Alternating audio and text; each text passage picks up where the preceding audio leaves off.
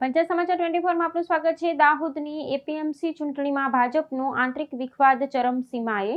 મેન્ડેટના વિરોધમાં સભ્યોના વોકઆઉટથી ચૂંટણી મોકૂફ રાખવાની ફરજ પડી। દાહોદ ખેતીવાડી ઉત્પન્ન બજાર સમિતિના ચેરમેન પદની ચૂંટણીમાં ભારતીય જનતા પાર્ટીનો આંતરિક વિખવાદ ખુલીને સપાટી પર આવતા ચૂંટણી પ્રક્રિયા અધવચ્ચે જ મોકૂફ રાખવાની ફરજ પડી છે।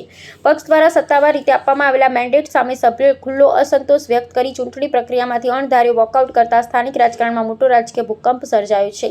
પ્રાપ્ત વિગત અનુસાર દાહોદ એપીએમસીના બોર્ડમાં ભાજપ પાસે સ્પષ્ટ બહુમતી હોવા છતાં નેતાગીરી દ્વારા નક્કી કરાયેલા ચેરમેન પદના ઉમેદવારથી ચૂંટાયેલા ડિરેક્ટરો તીવ્ર નારાજ હતા। આ નારાજગી એટલી હદે વ્યાપક બની હતી કે ચૂંટણી પ્રક્રિયા શરૂ થાય તે પહેલા જ તમામ સભ્યોએ સામૂહિક રીતે વિરોધ નોંધાવી સભાખંડમાંથી વોકઆઉટ કર્યો હતો। સ્પષ્ટ બહુમતી હોવા છતાં પક્ષ પોતાના જ પ્રતિનિધિઓને વિશ્વાસમાં લેવામાં નિષ્ફળ રહ્યો છે, જે શિસ્તબદ્ધ ગણાતી પાર્ટીમાં વ્યાપેલા આંતરિક અસંતોષને ઉજાગર કરે છે। સભ્યોના સામૂહિક બળવા અને ગેરહાજરીના પગલે ચૂંટણી અધિકારી દ્વારા ફરજિયાતપણે ચૂંટણી પ્રક્રિયાને હાલ પૂરતી મોકૂફ જાહેર કરવામાં આવી છે। આ ઘટનાએ દાહોદ જિલ્લાના રાજકીય વર્તુળોમાં ભારે ચર્ચા જગાવી છે।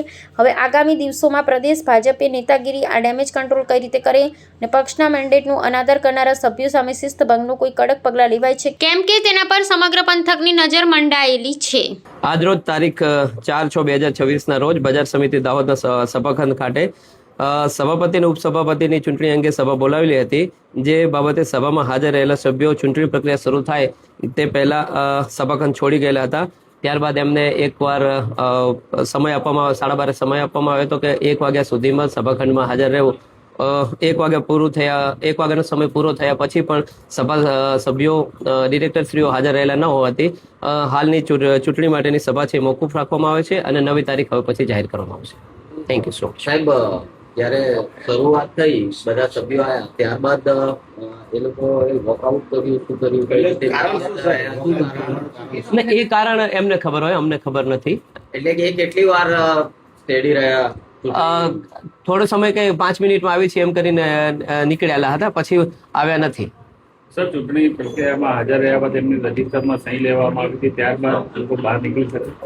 હા, ચૂંટણીમાં હાજર જે મીટિંગ છે એમાં હાજર રહેલા છે, પણ ચૂંટણી પ્રક્રિયા શરૂ થાય જે એમનો કાર્યક્રમ એમને સંભળાવી એ પહેલા બહાર નીકળી ગયેલા છે। રજીસ્ટરમાં સહી કર્યા પછી પ્રક્રિયા શરૂ કરવાની જવાબદારી કોની છે? ચૂંટણી અધિકારીનો હોય છે।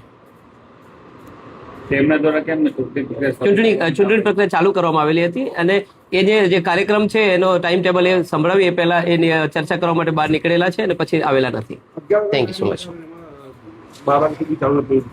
1 વાગ્યા સુધીનો આપણે સમય ફરીથી આપેલો છે બધાને અને પછી હાજર હતા તો સર બહાર કેમ નીકળી શકે? એવું તો એ ચર્ચા કરવા માટે નીકળેલા છે બધા।